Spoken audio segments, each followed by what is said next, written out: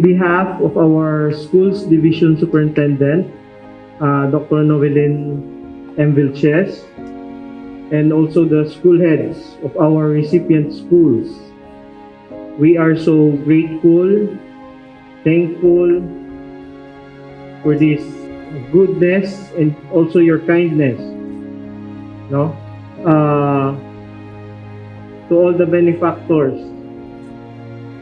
of the Church of Jesus Christ Latter-day Saints, whom provided our learners about 1,700 hygiene kits with bags.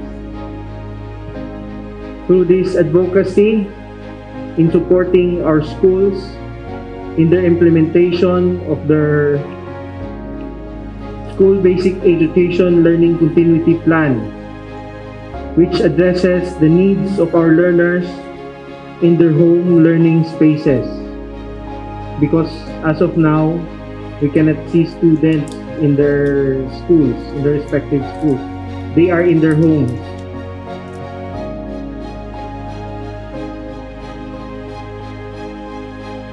The pure love of Christ never faileth, which is amo na ang ginahimo namon subong as representative of the LDS Charities and the Church of Jesus Christ of Latter-day Saints.